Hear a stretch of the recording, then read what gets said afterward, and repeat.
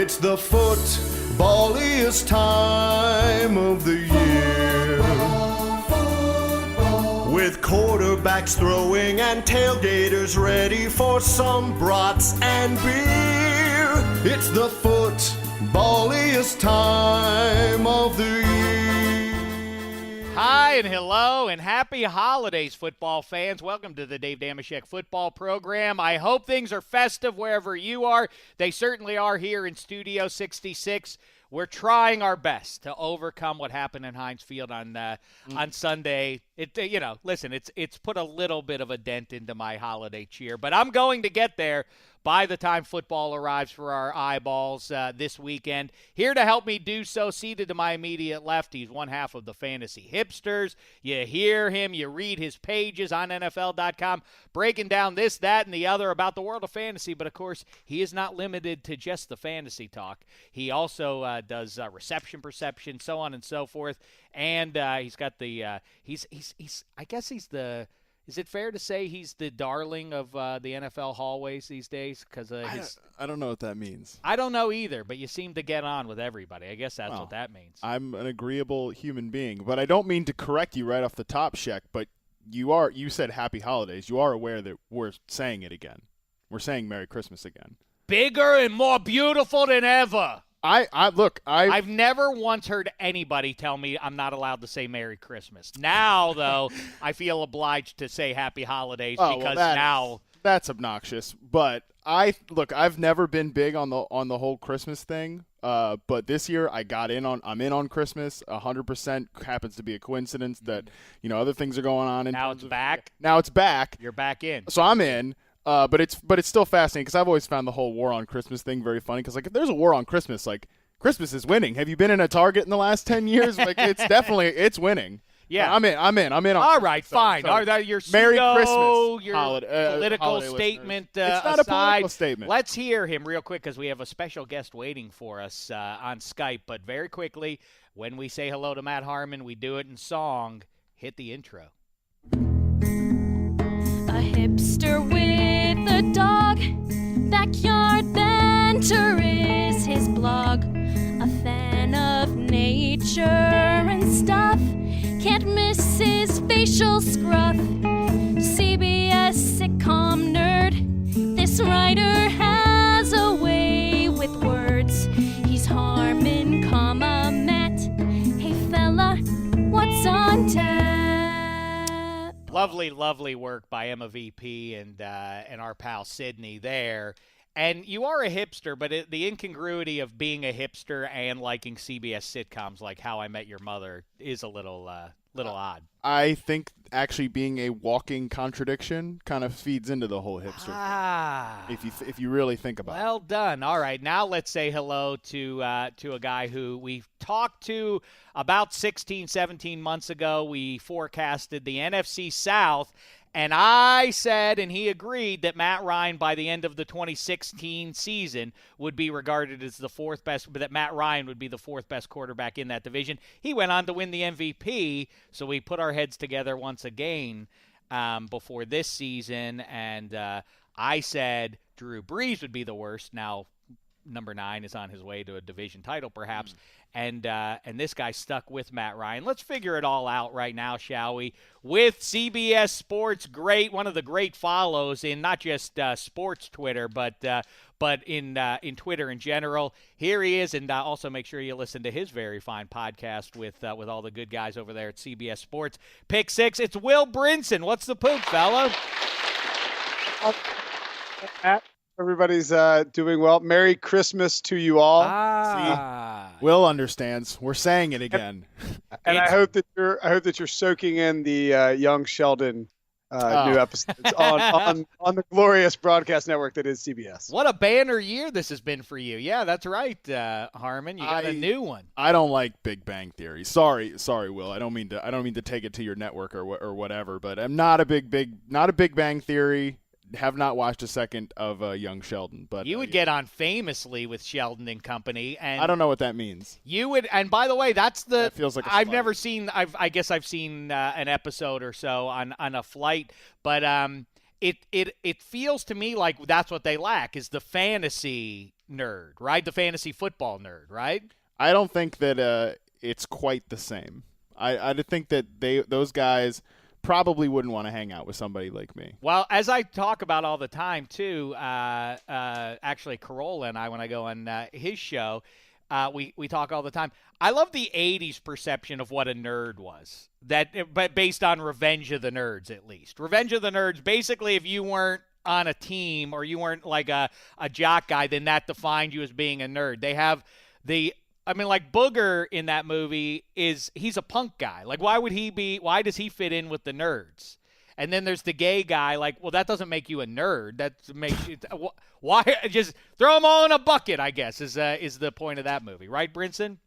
Well, yeah, and I think too now in like 2017, there's this subset of nerdery that has become cool, and like Harmon, for instance. You and like Josh Norris at Roto World tweet out next gen stat graphs, and the common man, the layman, who's just trying to watch Pittsburgh win a game against the arch rival New England is just soaking in this information. I think nerdery has become cool in 2017 and may even reach a new apex in 2018. Whereas you're right, Shek, back in the 80s, it was either you played football or you were a nerd. Yeah, Brinson's right on this, and I got glasses at 19 years old, and like after a while, like eventually moved on from just like the basic pair of everyman glasses to like what I'm rocking these days. And I remember when I got these a couple of years ago, I was like, do you think these are like they're too big or whatever? And she's like, no, they're chic geek.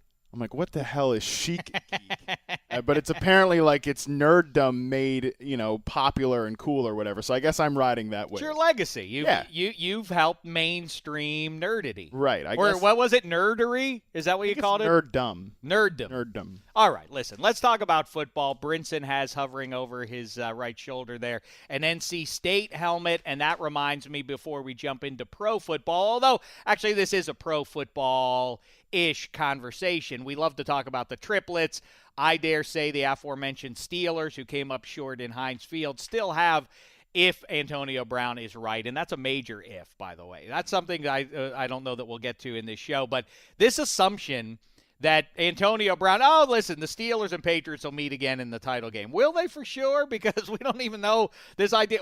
He has a torn calf. That doesn't sound like something like, I'll see you on the other side of New Year's, huh? I'll just take it easy for a couple weeks and I'll be right back here. So we'll see with all that stuff. However, Antonio Brown, Le'Veon Bell, Ben Roethlisberger, the best set of skill position triplets that the NFL has seen since the early 90s Cowboys, and perhaps at some point will be considered even superior. Then we started talking about what college has yielded the best set of skill position triplets based on their NFL deeds. Brinson, can you advocate for your Wolfpack here?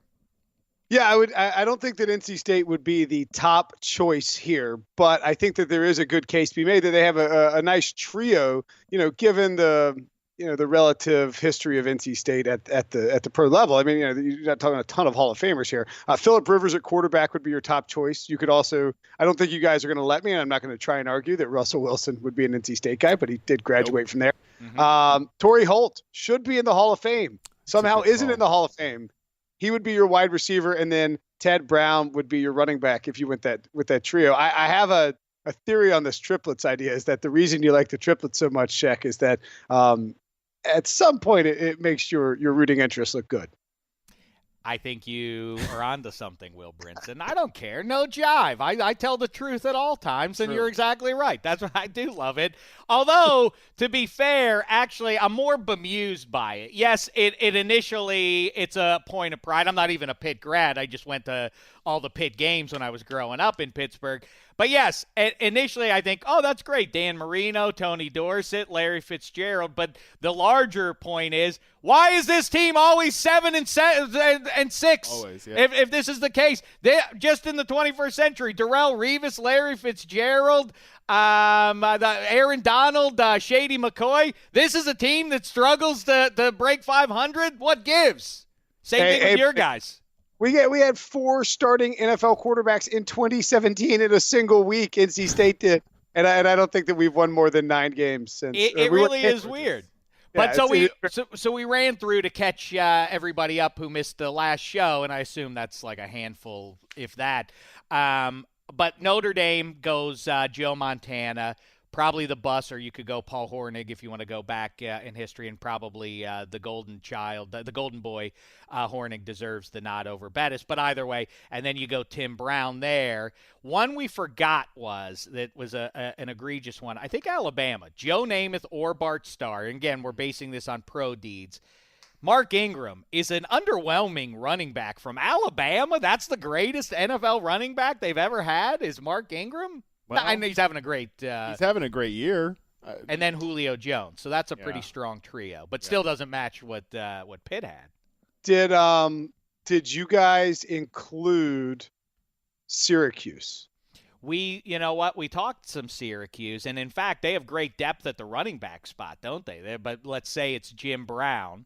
Then you go Donovan McNabb and Marvin Harrison. Then I guess that would be correct. Pardon me for not having caught up because I'm way behind on my Christmas shopping, way behind on exercising, way behind on podcasting. It's just the season. Those things all kind of go hand in hand. That's a good point. I thought the interesting one, because I bandied this about with some friends today, leading up to the show. But what's interesting is if the University of Georgia actually has an impressive triplet group that is retired and an impressive active triplet group written on the page. What's really? that? Wow. I wrote down Georgia. Go ahead, Brinson. Fran Tarkenton, Herschel Walker, Hines Ward as your retired trio. Excellent. And then Matthew Stafford, Todd Gurley, AJ Green as your active trio. Brinson and I are on the same page. That's Wait a exactly second. what I thought about. I want to throw one more in because among active trios that you can go with, Cal's is mighty. Yeah. Keenan Allen, Marshawn Lynch, and of course they have a stable of running backs, but Marshawn's the best of them. And then Aaron Rodgers. That's up there. We're going to have to do formal rankings of these when it's all said and done. Oh, yeah. But the other one is that I forgot was Stanford. We did mention Elway not barely, but over Luck. And then you have James Lofton, and somehow I forgot Christian McCaffrey. Mm-hmm. You put McCaffrey in there now. That's something. That probably wins the Pac-12 at least. It's hard to imagine UCLA and USC combine. I guess if you combine the two and you give them Aikman, then they're more in the conversation. But it's weird that neither of the LA big-time schools can produce a worthy nominee here. Yeah. Can I make the argument for just one more school that I think would be? I'd like you to. Gus Malzahn's offense. You got Frank Sanders at wide receiver. That's the issue. That's exactly right. But Cam Newton and Bo Jackson running the Gus Malzahn offense, I'd like to see that at Auburn. Oh, it's you don't even need a wide receiver. Who cares? This is making my head spin with Ricardo ideas, Lewis. and I'm almost going down multiple rabbit holes with the two of you guys. But instead, let's talk about. I want to do NFC South stuff. What next? Very quickly, because I don't think this conversation goes on for too long. The X factor to me now in the AFC playoffs, as I sort of assess where we are, and the thing that I have lamented since games end in Pittsburgh, is the fact that the path for the Patriots has obviously gotten a lot easier. Had they lost that game and the teams win out that were ahead of them, the Jags and Steelers, the Patriots would have been a 3 seed, meaning that they then play in the wild card round, meaning that they host the Ravens or Chargers. Neither one will be an easy out for them. Then they would have to go to Jacksonville and at best get beaten up by that physical defense and then go to Pittsburgh, presumably, to just get to a Super Bowl. Now their path is easier unless somehow the Chiefs have to go through there. I'm not big on the history, the historical research. Since 1987, the team that wins 2 games, blah, blah, that has no relevance in 2017, except in recent history. The 4 times just this decade, teams that have beaten the Patriots in the regular season have gone on to beat them in the postseason. We remember how this season started. Can the Kansas City Chiefs be relevant in this postseason? Yeah, they got that big win in Arrowhead against the hard-charging Chargers, but I feel like they have been, in fact, bad for now 6-8 weeks, and that one very nice victory doesn't discount that. Brinson, I start with you.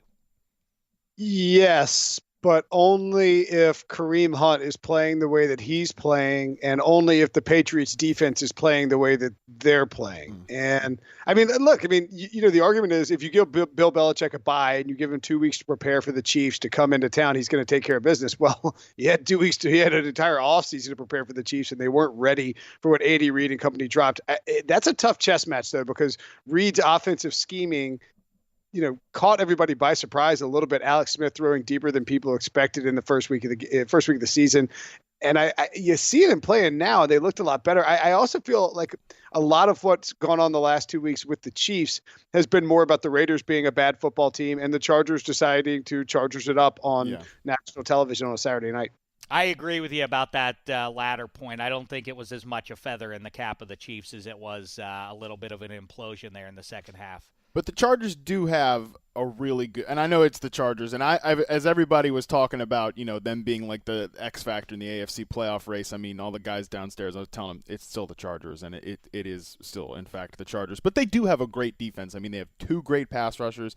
They have a great secondary with Casey Hayward, and even Trevor Williams has been a good player this year. And I thought that was the big test for them, was getting over on that defense, because the Raiders they have a terrible secondary. The Jets aren't impressive, but since Matt Nagy took over as the play caller, Alex Smith has been throwing deep more often. Like Will mentioned, 10% of his passes in weeks 1 through 12, weeks 13 through 15, 16.5% of his passes have gone 20-plus yards in the air. So as long as they stay aggressive, I do think the Chiefs could be that team, but I feel like we've seen this story before, with Kansas City. Like, we get excited about them because they do have a lot of exciting players, but at the same time, they're still the Alex Smith-led Chiefs, and they ultimately disappoint in the playoffs.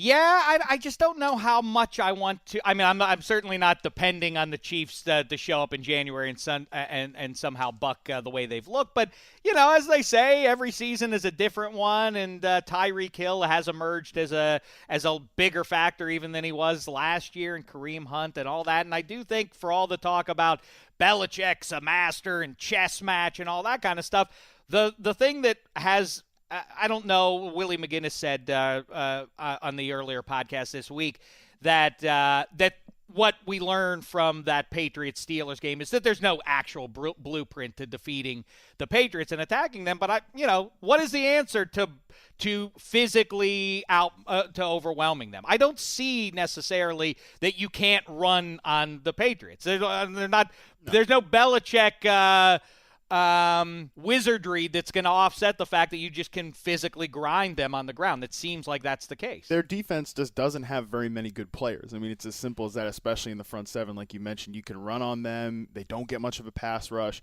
So if the Chiefs' best players on offense show up, that being Kareem Hunt, Tyreek Hill, and, if Alex Smith plays more like we've seen him at different parts of the season, then, yeah, they have a chance. It's just they need those 2 explosive players in Hunt and Hill to kind of take over the game like they did in the first week of the season. I mean, that's the blueprint. I don't think there's any sort of more approach than just your best players have to show up and overwork this defense that is undermanned. Well, I think if you track the Chiefs' offense and you were to put it into a line graph or a bar graph of some sort, it would trend exactly the way that Kareem Hunt's yards trend. And maybe it's a good thing that they took that Andy Reid. I mean, it looked dumb at the time when they were losing games and looked like the Chargers were going to walk them down or the Raiders would walk them down. But maybe ultimately it's a good thing that the Chiefs spent this middle chunk of the season ruining everyone's fantasy year, saving Kareem Hunt, not running him into the ground, and now he'll be fresh for the playoffs because this offense just seems to take off when he's running the ball well and picking up chunk yardage. I mean, it's not a surprise. I think the bigger problem for the Chiefs is how do you stop? Like, you have to play a perfect ball game and stop Rob Gronkowski on defense, and they don't have Eric Berry anymore. Exactly, and I think right. Well, defensively. Yeah, as bad as I said the Patriots' defense is, the Chiefs' defense is just terrible. Especially in the second. It really is. But by the way, Brinson is exactly right. Maurice Jones-Drew and other NFL running backs will tell you that the rookie wall is 100% real. That you do. Later in December, maybe Kareem Hunt has avoided that because of Andy Reid's decision-making. All right, let's talk NFC South, and I'll start it with this isn't really a bold statement because they may have as many as 3 teams in the postseason, but I say that the Patriots, who now seem in line to get to the Super Bowl, will face up in the Twin Cities an NFC South team. How say you, Brinson? I concur with you, and I love the Vikings defense. I love the gumption of Case Keenum, who's a quasi game manager, quasi gunslinger type of quarterback. Stephon Diggs and Adam Thielen are fantastic, and the Vikings hosting the Super Bowl would be a tremendous story. Look, the Eagles could be great too, but they have Nick Foles. You know, they have this defense that's looked a little porous the last 2 weeks. The formula is there to rush the passer and run downhill. But again, Nick Foles. And then we're going to continue the theme. Jared Goff, who I think is a great second-year quarterback and blossoming under Sean McVay. Todd Gurley is a superstar running back and number 2 on my MVP ballot right now. But the difference between those 3 teams and the 3 teams that should comprise the other 3 seeds in the NFC, potentially 4, 5, and 6, depending on how things pan out, and the rest of the field from the NFC South, and they have the quarterbacks. And we know we joke about our terrible rankings of the NFC South quarterbacks, Shek, but the reality is it's hard to rank them because they're all good. And you have 2 of the last MVPs, and that doesn't include Drew Brees. That's a friggin' good trio of quarterbacks. And what do we trust in the playoffs more than defense and more than running games? It's quarterbacks to get hot. And all 3 of those teams have explosive, dangerous defenses too. I mean, call me a pedigree snob or whatever else, but yes, the Vikings fans keep calling me a hater because I keep saying, listen, it's a great story. I hope you do go. I hope you host the NFC title game. I hope your fans are there to watch it. I hope they get to say, we'll be back in 2 weeks, so we're going to be right back in the stadium. That'll be a magnificent atmosphere. Yes, I happen to believe what Brinson believes. Yes, for every Trent Dilfer and Joe Flacco that sneak through and do get the Lombardi Trophy, those guys are outliers. They are the exceptions that prove the ongoing rule. Look at who's won the Super Bowls over the last 20 years. It's Brady, it's Peyton, it's Roethlisberger, it's Rodgers, and it's Russell Wilson. That's not a fluke that the good quarterbacks are the ones that win the most of the Super Bowls. How say you, Harmon? Are you with us on this? I don't disagree. The one team I don't think has a shot though out of that NFC South is the Falcons. I don't buy the Falcons. I don't think their defense has improved. I know. Which is a disappointment because they have a lot of like young players that you'd think would be ready to take that next step. Also, Matt Ryan, like, he's just been whatever this season. You know, he's had, especially like if you have him in fantasy, you know, he's just giving you kind of like QB 10, QB 11, like never really taking you in that next step, which isn't always indicative of real life play. But I think in this case it is. I mean, these last couple of weeks especially, he hasn't played well. I think what we saw last season for him was clearly an outlier of his career. And this year he's been just a fine starting quarterback. And so I don't think they really have I don't look at their team and think that they have an edge on either offense or defense. So to me, you could save this clip, but I don't really think they're a true Super Bowl contender. With Atlanta being out of the picture, I definitely believe in the Saints, like you mentioned. They have Breeze, they have the running game. The Panthers, though, are such an interesting team. Yes, they are. And why is it no one talks about the Panthers? You want to know why I think it is, and I don't think this is being talked about enough. The last 5 months for the Carolina Panthers from an off-field perspective have been outrageously strange. I mean, think about what has gone on. Like, the owner who is now selling the team and has given up day-to-day control 5 months ago fired the general manager coming into this year, which was a complete and utter shock, and that's been completely forgotten about at this point. Not to mention there was plenty of stuff going on in the middle of the season with their quarterback and everything like that. This has been just a wild. And also, by the way, as a not a small detail was that this team sort of took off. They dispatched Kelvin Benjamin up to Buffalo on the premise that Curtis Samuel, I assume, was going to take over a fair amount of those snaps, and then he promptly goes down and is lost for the year. It's once again, Superman. I know his numbers aren't lofty like they were in the MVP year or anything, but still, where is the respect for this distinct all-time great talent that we get to watch every week? And this has all been wrapped up in a year where they wanted to evolve on offense. They wanted to completely change the way they did things from an offensive attack approach under the same coaching staff. Right. By the way, I had somebody tweet to me the other day, who would have thought 2 years ago that Mike Shula would outlast both Dave Gettleman and Jerry Richardson as a Carolina Panther? That's pretty wild if you think about it. But that's a big thing to ask in and of itself. It's to completely change the way you approach the offense, with a quarterback that's a veteran and it's still the same coaching staff. This has been a wild 5 months for Carolina for so many different reasons. And I think that I do think that kind of makes them an interesting team because clearly they have, immeasurable or whatever, but they clearly have some sort of resiliency that they've still been a Well, really a good big team thing, through all too, this. is Luke Kuechly wasn't 2016 wasn't Kuechly's year. He's back, and that's a major presence back there, And too. Peppers has been a big crazy. addition. It really is crazy. All right, one more thing before we jump into the proper quarterback rankings of the NFC South here. The one thing that you mentioned the Eagles there, Brinson, and I want to go back to them. The thing that's intriguing about them, along with the pass rush, which somehow vanished against the Giants, you would think that's the matchup that will, whatever else you want to talk about, Eli and the narrative, oh, he's back and everybody's happy. Well, the Eagles' pass rush is just going to destroy him all day long, and of course we didn't see that. But that notwithstanding, what's interesting about the NFC South playoffs as they're shaping up right now, you have warm weather Rams looking more and more like they may be one of the top 2 seeds. Yeah. And you have whoever emerges here, whether it's the Saints or the Falcons, and I don't discount that the Falcons can go down to New Orleans and win this weekend as bad as or as mediocre. I think that's the word. Mediocrity is what defines the 2017 Falcons, but that's not to say they can't catch fire right now.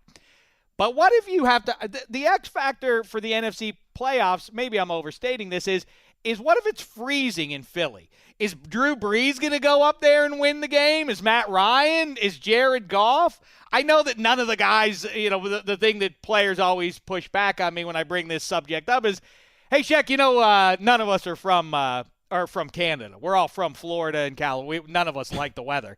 But you get used to it. You just get used to it. That's my explanation back to those guys, whether they recognize it or not. And I think I know better than they do about that. Clear. Brinson, is that a factor, or is that rubbish? No, I think it's a little overrated, Shek, because of the field that we're involved in. Let's look at the worst team, and I agree with Matt that the Falcons are probably the worst team in the NFC. If assuming that they get in, could be the Cowboys, could be the Seahawks. We'll see how that plays. Or the Lions even. But I think when you look at the teams as they're constructed right now, the backbone of all of these teams this year has been the running game. Yeah. You know what I mean? Right. You're right about that. Right. Don't get me wrong. Like if this was the 2012 Saints or 2013 Saints and they had to go to Philly against that pass rush and having to throw the ball 50 times to win the game, I think they'd be in trouble in a blizzard. But they can go up there with Ingram and Kamara and push some guys around. Now, it's not a great matchup. I think the same thing, you saw Minnesota's offensive line against the Panthers 2 weeks ago. That should be a concern for them if they're not healthy, because Carolina wrecked shop on Case Keenum for most of the day. Philly, I think, too, maybe some of the protection stuff is going to show up a little bit offensively once, Nick Foles has to go up against an elite defense. But I think Todd Gurley, Jay Ajayi / Garrett Blunt, Jonathan Stewart / Cam Newton / Christian McCaffrey, Ingram, Kamara, Devonta Freeman, and did I name 6 teams or did I miss somebody? You get the point. These guys, You're right. Latavius Murray, these teams can run, and I think that's going to be a huge factor. Especially, if there is a weather situation that comes into play. Interesting. Give me the Rams. I think of the NFC.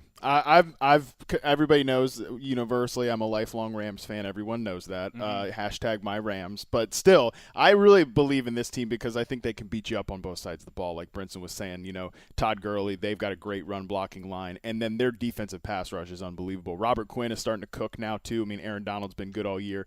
I think they're going to be the team that comes. I always say, give me. I think too much is made out of veteran savvy for the most part. Give me youth and speed and athleticism over the ballyhooed savvy that you accrue from 8-10 years in the league, except at quarterback. I do have to just show it to me once, Jared Goff. Then I'll believe it. Go win a playoff. Win a playoff game, then I'll be more with you on that. Until we see that happen. I don't know. The stage is too big for some guys. That might sound like simplistic nonsense, but that is the fact. We've seen guys fail in the big game. Well, and one thing I think about Goff that's really interesting, and this is not to knock Sean McVay, because what he's done has been tremendous. You look at the stats, and they're clearly the most improved team in the NFL. But I think if you dig down a little bit, what you notice is that this is the case with Kirk Cousins in Washington, under McVay, and with Goff, is that they really excel in this system. They're almost more of a point guard than a quarterback, if that makes sense. And when the weather gets bad, and when the field gets compressed in the red zone, how do they execute? And I don't know that I necessarily trust Jared Goff in bad weather in Philadelphia in the red zone to try and convert against that defensive line.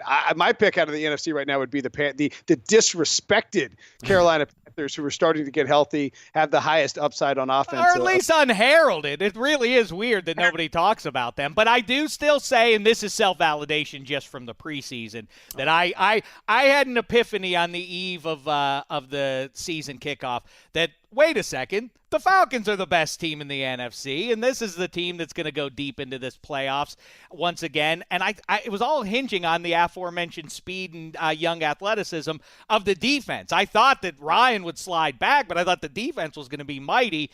What gives? I don't understand, given the pieces, why they aren't among. I mean, in a season, I think, kind of defined by dominant defenses, the high-end teams, the Falcons, I don't know where they are in that mix. All right, let's rank them out then. So Brinson, when season started, said Matt Ryan will remain the fourth best, in his rankings, will be the fourth ranked quarterback in that division. I said it would be number 9, Drew Brees.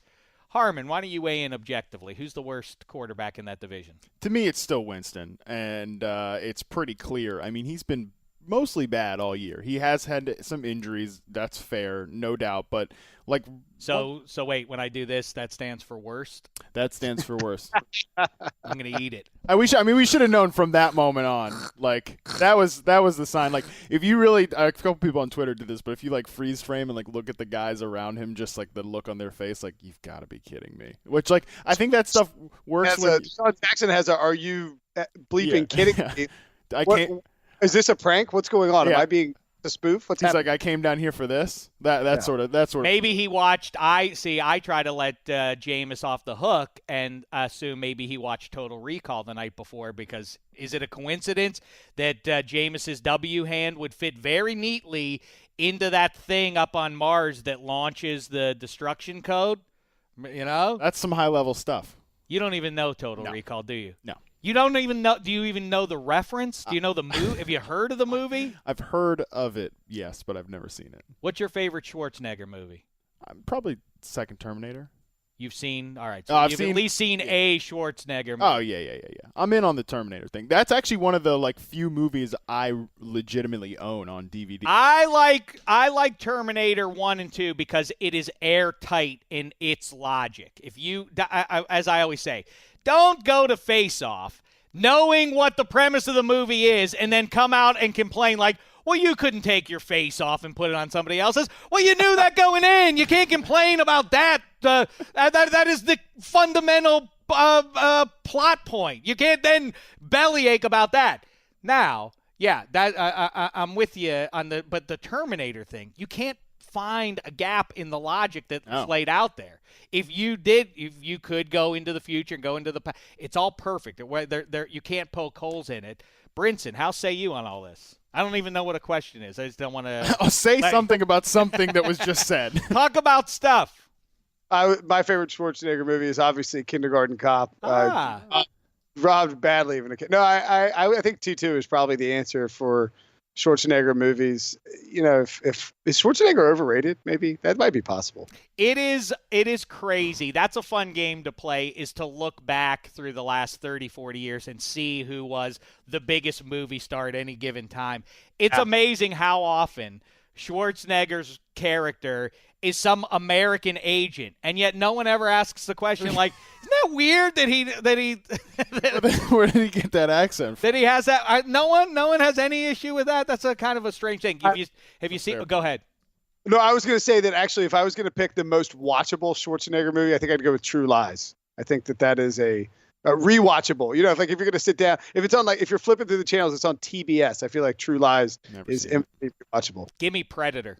You know, can't beat that. I'd also can't watch with the kids, though. Can't watch with the kids really. That's fair. You know what's interesting about Predator, at least to me, we like the actor redundancies when you see the same actor doing things that are weirdly redundant with something they've done in another movie as another character. Every Will Ferrell movie ever. Billy, the guy who stands on the log, the second to last, or he's the last guy who Predator kills before Schwarzenegger takes him down. he stands on the log and he takes that big Rambo knife out, and he stands there, and Predator makes fun of him all. That guy takes out a knife at Eddie Murphy in 48 hours just before he gets killed. Both times he gets killed, he has a giant Rambo knife. Doesn't say good things about you. That's Not you. Oh. Him, you. Relax. I don't know. I'm not coming at you on your own show. Come on. I like that. I think that's an interesting observation. Did you guys see Star Wars yet? Yes. Brinson, you don't care about it, do you? I like Star Wars. It's fine. I've got a lot of takes on the Star Wars thing. I don't want to bore Brinson or anyone else. That's fine. Are you upset? No. I really like Star Wars. I think it's wildly entertaining. I think that I'll like it more in about a year and a half when my son gets into it. He's turning 4, so he's getting to be about that age where he'll like it. Yeah. But I've been trying to watch it. Like Rogue One was really good, but I just don't. Rogue One was awesome.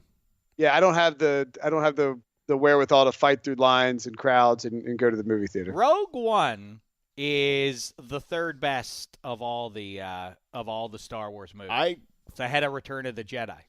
I like Return of the Jedi. Empire, Star Wars, the original. I don't call it New Hope because that seems pretentious. And then Rogue One. I think that's not a bad take. Look, my take on Star Wars, and I don't want to get into any spoilers or anything for people that haven't seen it, though you're starting to get past the threshold of when we agree with that as a absolutely. Society.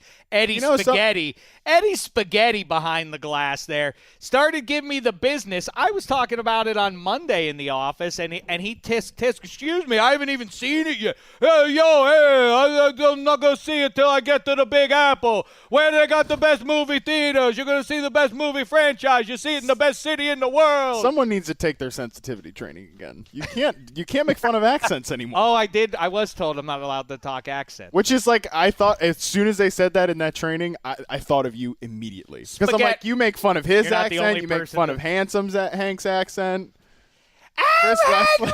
Your mate is no good. It's rubbish what he says to you. I actually thought about texting Emma like, hey, so is Shek, they're going to cancel that show? I mean, it's like 25% accents. Spaghetti, shame on you. That's all I wanted to say to you. For you talking about Star Wars on a Monday when it came out, Friday? If it was important, you would have gone out to see it. What happens if you have weekend travel plans and you can't watch it? Like, it's a 3-day grace period? That's terrible.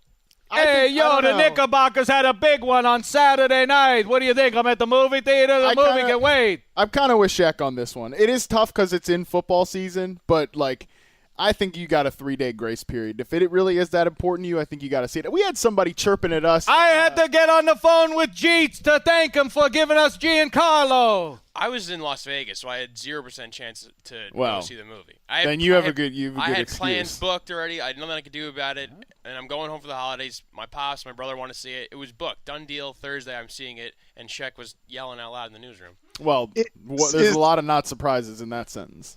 Are the spoilers that come into play on this Star Wars situation, are they as bad as because to me, you need to wait until about 2 p.m. on Monday to really have Game of Thrones talk on Twitter. Like at least give somebody who didn't watch it on Sunday night. Yeah, that's fair. Right. But are the spoilers that big? Are they I just think it was. I don't think who cares at this point for Chewbacca to get spayed. I mean, what was even the point of that? I mean, it's like he's been around so long at this point. He's already had his kids. Twitter is also different that's different than real life. Like, because in real life, Eddie can tell Shek to shut up or whatever, but on Twitter, it's just scrolling through your feed and bam. Bottom line is this about Star Wars, about the new one.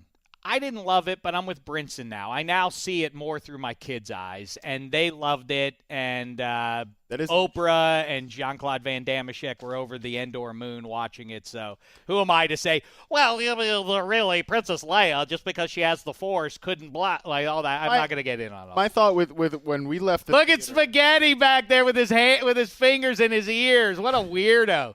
Why don't you hang out? Why don't you join the nerd frat with Harmon and nerd frat. That's offensive. I'm less than a nerd because I haven't seen it the midnight release. That's right. No, this was a shot at me. A shot at me. Well, you're recording on a Wednesday, right? Yeah. And Star Wars came out on a Friday.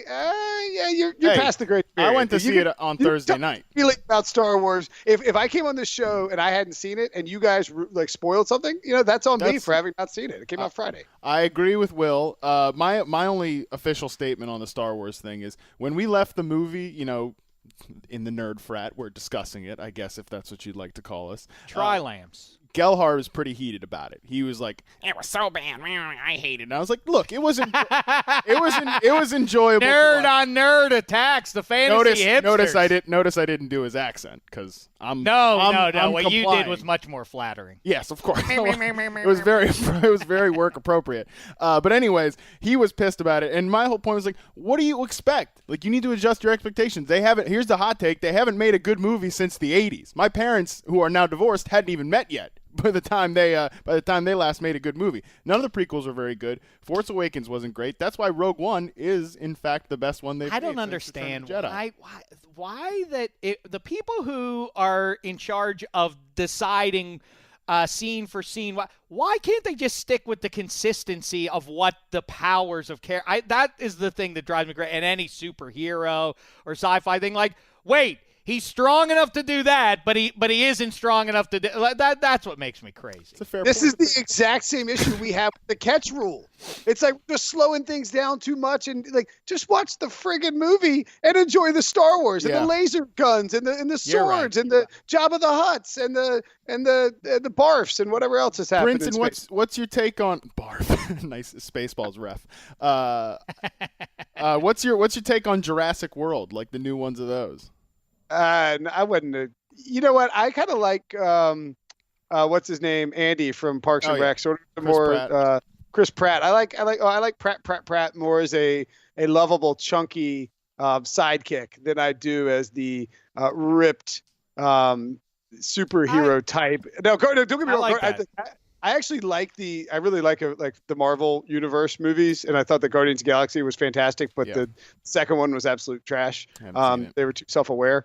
I would say that if I was going to watch a Jurassic World or Jurassic Park, I'm going back to the OG Crichton film, and I just watched the old one a couple more times. I don't Vince Vaughn's in one of them. Yeah, that's not a franchise to hold up among the greatest movies. I always forget about Vince Vaughn in that second Jurassic Park movie, but it's funny though because it's the same thing with me with Star Wars. Jurassic Park more of an exaggerated version of it, but yeah, the first one was good. When you really think about it, none of the others were. So like when this newer one, and there's another one coming out, which is a whole other discussion, but the new Jurassic World came out a couple of years ago.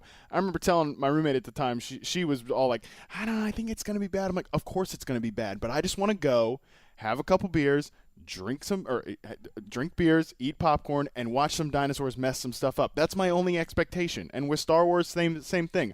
I want to go see I'm going to enjoy watching a space movie where things blow up in outer space. Like, that's all I'm looking for. Two things. My not a religious experience. Baby Oprah, 10 years old now. That's what brought me around. I kind of walked out a little dissatisfied. And she said, the explosions are so great. Isn't that neat when they do that? And I then was, yeah. Right. That was cool. Yeah, that is what.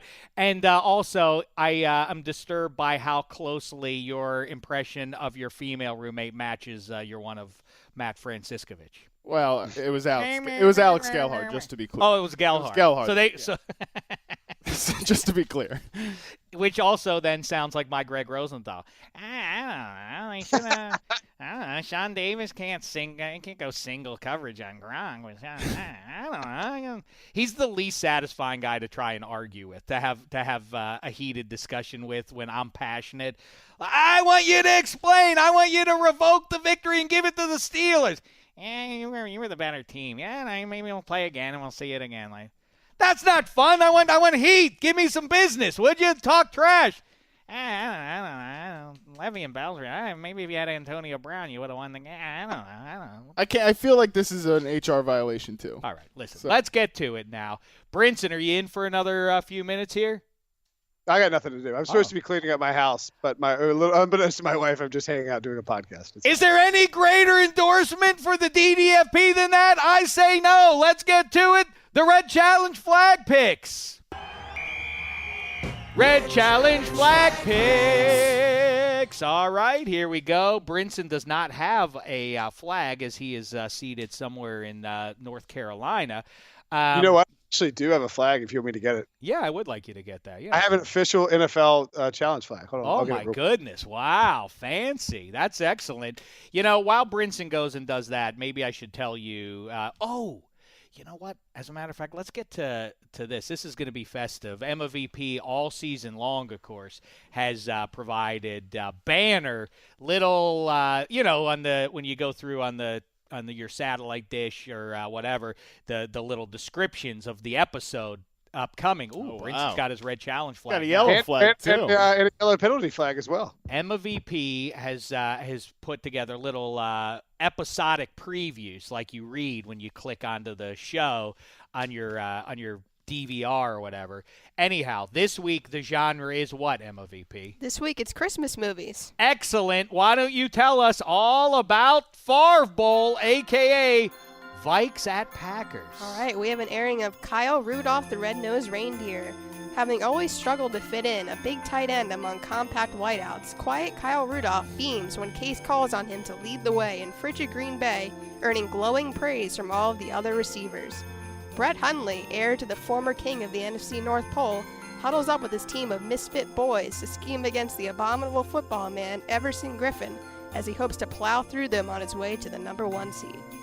I'm sorry to get distracted for a moment, but my annual anger must now be shared with the world. Oh yes, this is my favorite Shek discussion. I'm so glad we should just replay it from last year then, if you like that one better. But I bring it up every year. The scoundrel who is Donner, the father of Rudolph the Red-Nosed Reindeer. With all due respect to you, Kyle Rudolph, you have a stink on you because of not Rudolph per se, but his old man. Yeah. If you remember, maybe you're breaking it out now with the kids, and you're seeing the holiday classic. You know, I still say Santa Claus is Coming to Town is number 1, but Rudolph is a good one too. Up there with the abominable snowman and all that. Anyhow, we see early in the show, we see Rudolph is in the cave. He's just been born, as indicated by his mama saying like, "Oh, he's here. His name's Rudolph." And then Donner comes in. "Oh, well, hello there, Rudolph." And all of a sudden Rudolph's nose turns on, and Donner, moments after his newborn child makes it to the planet Earth, immediately, whoa, what's that? Oh no, what the? And then he hears Santa coming into the cave, and he immediately, this is his father, a brand new baby, before he even suckles on the tea to mama, has dirt grabbed off the cave floor and rubbed on his nose because, Santa can't see that. We can't have this family shame. Not when the boss man's coming. Well, Santa's a jolly man. He's not going to care, is he? But as it turns out, he does, because then the nose goes on and it shines through the dirt. And Santa said, you'll never get to take my sleigh around town with that freak nose. then immediately launches into a song about, "I am old Kris Kringle, I'm the king of jingling." Why, is he drunk? He's an abusive boss, and that's one thing. All right, he's trying to run a tight ship. Maybe he's insensitive, and that's not right, but whatever. That's Santa Claus. Maybe he doesn't have any bloodlines to this reindeer. But what is Donner is emotionally abusive from the word go, and why Rudolph doesn't say at the end, "I have a great idea. Won't you guide my sleigh tonight?" says Santa in the murky weather. Rudolph should have said, "Go spit, you fat old man." That's what he should have said. This is easily my favorite. I'm glad you're happy with it. Yeah, I love this. That's who's going to be throwing gifts and breaking into your house down your chimney. Yeah. Also, think about you talk about poking holes in the logic of a plot line. Let's go.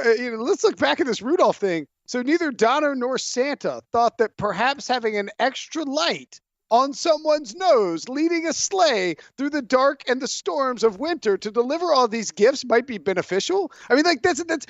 This is what people who made boats came up with, a guiding light. Why would you not want a guiding light on a train full of animals flying through the sky, toting all of the world's presents? What you need is a guiding light. The first instinct for dumb old Donner should have been, "Hey, Santa, You got to see my kid. This guy's got a light. Put him in the front. Give me a promotion. Let's clear. go. And Crickle would have been on board. This is why we don't have. Santa, I've got a brand new star to lead the sleigh. It's my boy. His name is Rudolph. No. Instead, he's wiping schmutz on the kid. He's literally blotting his son out. This is why we don't have. This is why we discourage monopolies in our society. Because look, somebody had to be able to be a little more innovative than these couple of goons. You know what you see? What Rudolph is and I think this is a perfect analogy now that I think about it. Donner and Blitzen and all those guys, they're Tom Brady and Peyton Manning. Then Cam Newton arrives, and the world gets turned. Whoa. We didn't sign off on this. What value does a guy who's bigger than every guy trying to tackle him and is faster than them, what value could that possibly have in a football game? You know? Cam Newton should, I don't know, maybe he should go do something else too, just to stick it to everybody who doubts him, you know? Or maybe he'll go win a Super Bowl. Yeah, I think he should probably stay doing. I don't know what else he's going to do with his time, so that's not a good idea. Yeah, he should go win a Super Bowl. He should lead the Panthers sleigh to the Lombardi crown to teach everybody a lesson, right? Nailed it. I don't know. Listen, what are we talking about again? I don't know. Now let's get to it. Let's pick this game, and since you're the home team here in Studio 66, Harmon, you can make the statement here. Brinson, if you disagree with the team he picks, you throw the red challenge flag. Here we go. In the Favre Bowl, Vikings, Packers.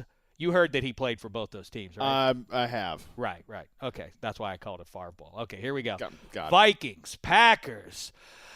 Choose. Well, I'm going to go with the Vikings here. Anybody? Boy, I'm really tempted. Hundley? I am really tempted. Really tempted. Really? You're really tempted. You know they put Aaron Rodgers on injured reserve. No. You get that alert on your phone, and you still are tempted? I just feel like that pro football players don't like to feel the cold. And if it's cold up there and they're kind of the Vikings are on easy street a little bit right now.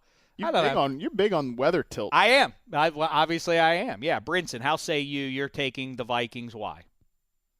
The Vikings are a better team, and I think you saw. So look, I don't think the Packers are all professionals. They're going to play hard. They're going to show up. Brett Hundley gave it his all while Aaron Rodgers was gone, but it was under the premise and concept that if he could just grind some games out, get them some wins, Aaron Rodgers could come back and save the season. And now the season is lost. They are mathematically eliminated. Rodgers is on IR. Hundley, remember, needed overtime to beat the Buccaneers, to beat the Browns. And you have a Vikings team that against the Bengals on Sunday looked very, very angry about how they played against Carolina. I think that anger carries over. They never get an opportunity to really rub it into the Packers and be the dominant team. And I think that they beat them by 21 points or more. Wow. Listen, I know that's the logical. A red challenge flag opportunity if you want. That's excellent. No, you're right. I know that's accurate. But, I feel like, and anecdotally, I don't have any information to actually support this statement, but I feel like, especially these divisional games, they have a devil-may-care attitude. The Packers are playing for nothing. This is now they can let their hair down. There's no pressure on them individually to perform and earn their spot for next year. That's their motivation here. I can see them showing up in this one, but they'll lose that game. You're right. Okay.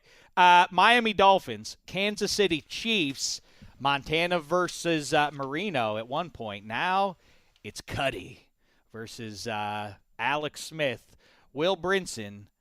Oh, wait, before I have you choose, I almost skipped you, EmmaVP. Jeez Louise. That's all right. Go ahead. Give us the preview, won't you? All right, we have an airing of Mahomes Alone.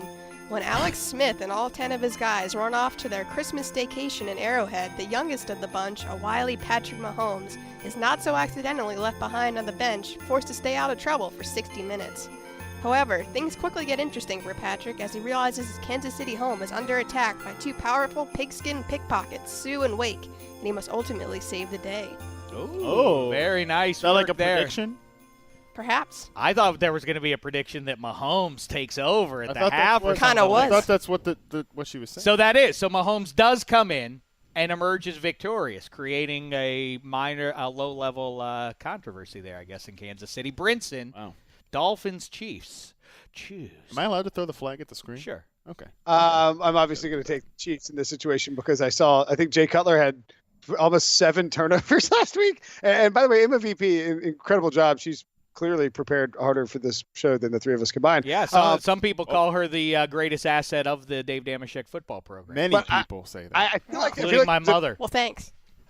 I feel like there was a production meeting where she was like, okay, look, this Mahomes alone thing is too perfect for Home Alone. I have to ride with That Mahomes. is exactly right. Yeah, and so I agree with that. I think it's a great call. I don't think we'll see Patrick Mahomes at all in this game. We might see Patrick Mahomes in this game because it gets so ugly. The Dolphins don't care. Fair. They're not eliminated, but it's 6-8.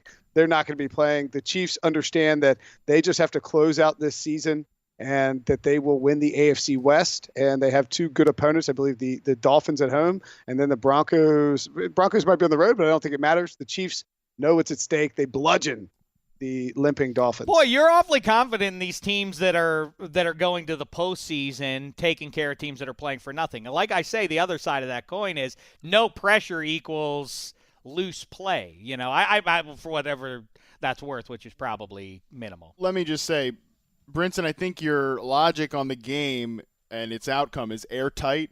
But I'm just telling you, I've been coming on the Dave Dameshek show for probably 2+ years now. I've been invited to 0 production meetings. So that's the one flaw in the statement that you just issued. Other than that, I'm with you 100%. Oh, That's no, I it. didn't Nothing else to say. Nothing else to say. You guys were involved in the production meeting. I think No. Emma had the production No, meeting. it's a nice surprise, yeah. the professionals have the production meeting and then just wait for the 2 bozos to show up. Production meeting involves EmmaVP berating Eddie Spaghetti and telling him what to do, and that's pretty much And it, he gets right? berated by you. And on I the come show. in and get surprised by whatever, right? That's basically how we run the ship. Yeah, listen. At least they'll always have that Monday night game down in South Beach. Amen. Right? They Right? had that. They had their moment.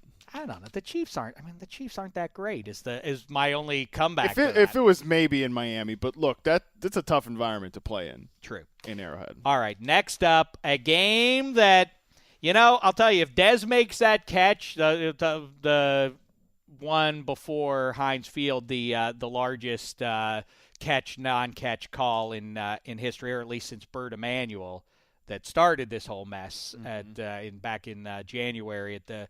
Right? That was January of 2000. So, yeah. So, this millennium starts with Burt Emanuel's catch that they called not a catch by the Bucs against the Rams. Anyhow, had the Dez catch counted, then Seattle and the Cowboys would have played that title game. And now both are fighting for their playoff lives. Matt Harmon. Oh, I almost did it again, EmmaVP. Unbelievable. Louise. Seahawks and Cowboys. Tell us more, won't you? I will. We have an airing of the Polar Express cut.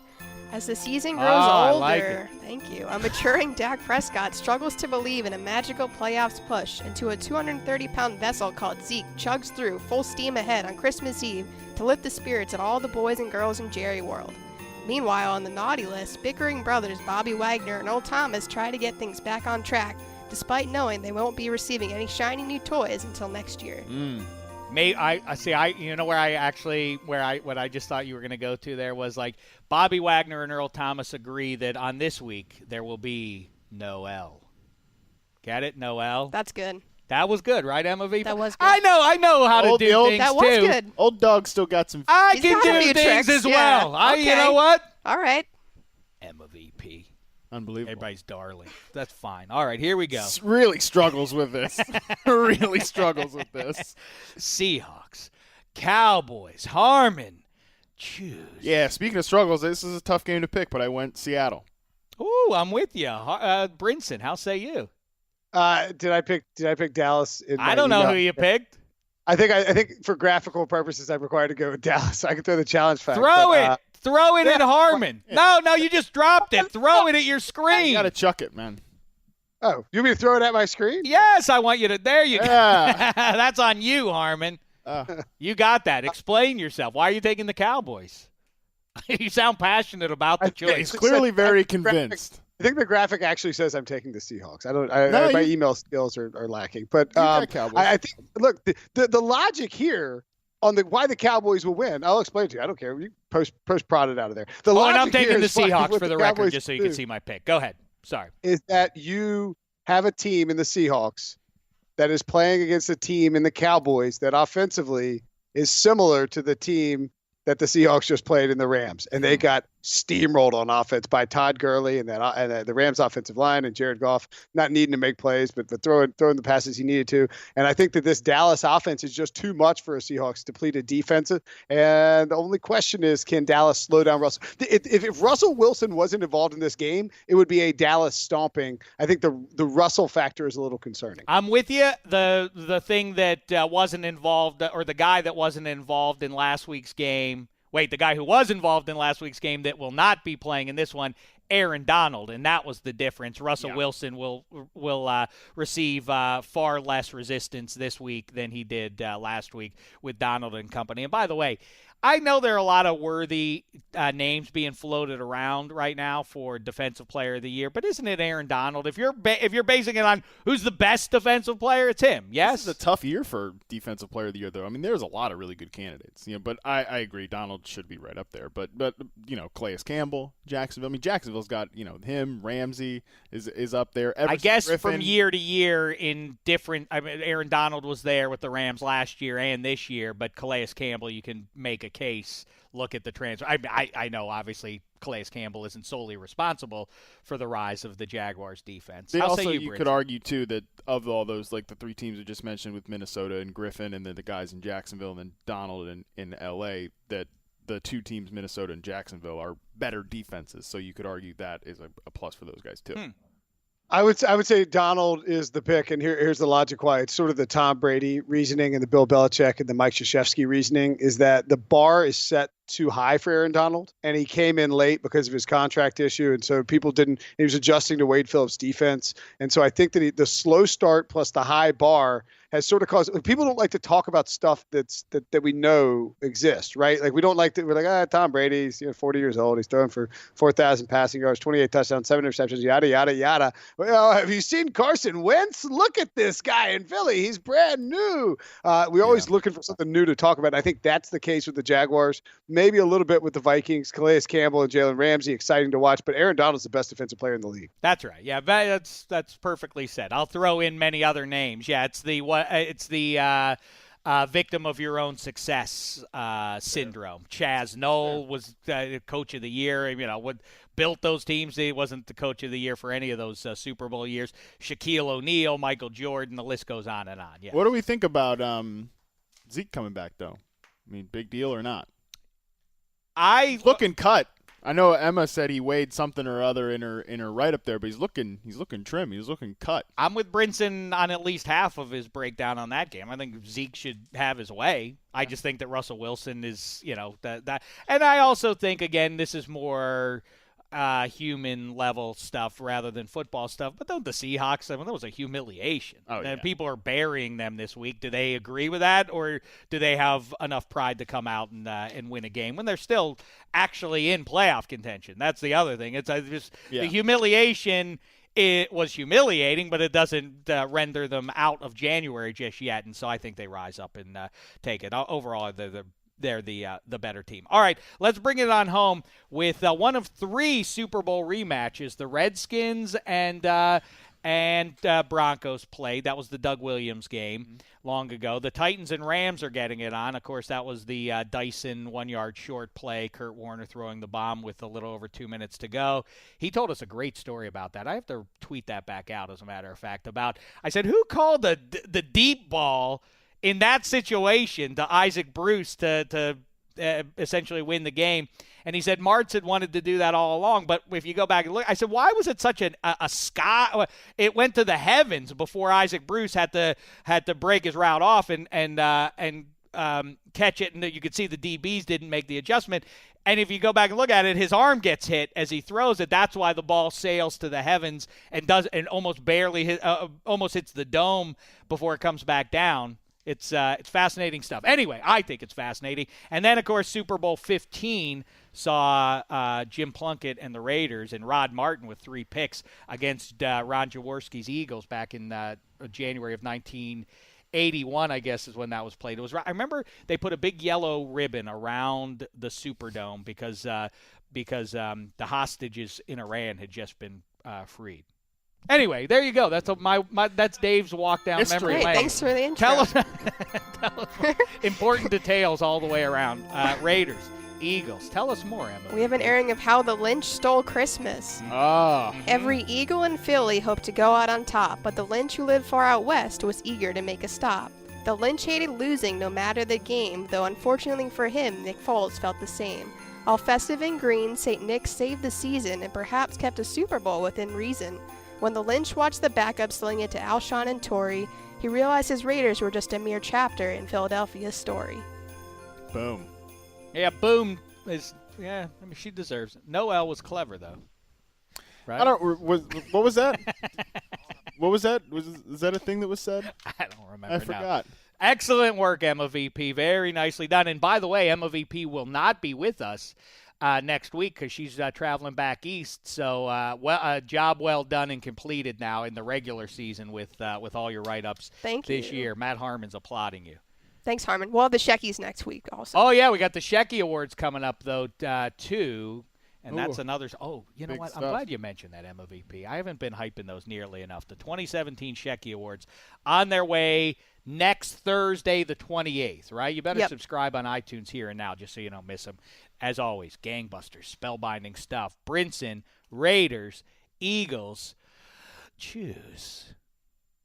You know, I'd love to tell you that the Raiders are going to go into Philly and win, but they're not. They're just not. They're playing a team that can run the ball, that can rush the passer, and after that debilitating inch piece of paper whatever we need Index card game, yeah, whatever flip card Sterators move. I think you see the Eagles steamroll these guys. Although, I think it might end up being a touchdown game if that matters to anybody. You know, I've started to feel bad for is Derek Carr, and it really is a weird thing that the Raiders never really. I've been saying quite a bit over the last 3 or 4 weeks that remember in September of 2018 when everybody's jumping on board with who's ever 4-0 or 5-0 and anointing them the Super Bowl champs as everybody did with the Chiefs and decided Alex Smith was the league's MVP and all that kind of talk. The thing that I always say, football season is long. You can't make those assumptions. But the one thing that has been consistently true since the start that people moved on from awful quick is, well, the Raiders are just not good this year, and they never gave us a reason to start paying attention to them all the way through. And Derek Carr, I feel, has been let down quite a bit. You're shaking your head at that. I don't think he's played well this year. I don't think he's been very good. If he played better, sure, I'd feel bad. I think Amari Cooper is one of the most underreported nightmares this year. Oh, yeah. I mean, I not just the drops, but I mean, there are games where you watch Derek Carr, look at him. That's his alleged number one receiver, at least in certain certain plays. You can tell that he is obviously the first option, and Derek Carr will look at him, and based on those drops that he saw earlier in the game, we'll look at, and I can't throw it to him, and we'll throw it to Seth Roberts, who also drops. But I also see, and I think that's a bad trait for a quarterback. Like if you can't keep throwing it to a guy you don't depend on, right? I know, but you've got it. But the best way to feed a wide receiver's confidence is to continue to feed them. Like if he's not going to drop every single pass you throw at him. Like you've got to eventually build his confidence back up. So in a way, I don't, and I like that. So I don't think he's off the hook. You and Matt Damon should get together with some of that logic. He doesn't drop every one of them. Why aren't people talking about the ones he did catch? Well, no, I think it's a fair point. The best way to build the wide receiver's confidence back up is to keep giving him the ball. Like if you're not going to give him an opportunity to make plays, then that drop is going to be the last thing he left on the field. And I think for Carr, he has to get over that. Not to mention he hasn't pushed the ball downfield really. He gets rid of it so fast. It's such a weird offensive design. I don't think he's played well enough this year. What happened? To earn my but sympathy. That's just the larger point. They don't have Raiders. Nobody would have put them outside of Patrick Claybon, who does deserve a parade for that prediction. He said the Raiders were not going to the playoffs this year, and he's a man alone. You know, they just don't have very many good players, to be honest. Didn't look that way going into the season. There weren't anybody talking that kind of talk in August. But if you really think about it, and the fact that they have, like, Amari Cooper has fallen off the face of the earth, then who else do they have? I mean, they have Michael Crabtree, and he's legit good. He's really good. But then who else do they have on offense? Oh, it was Matt Money Smith who last week sat in here and speculated that he thinks Marshawn Lynch has actually been detrimental to the locker room, and when he was supposed to be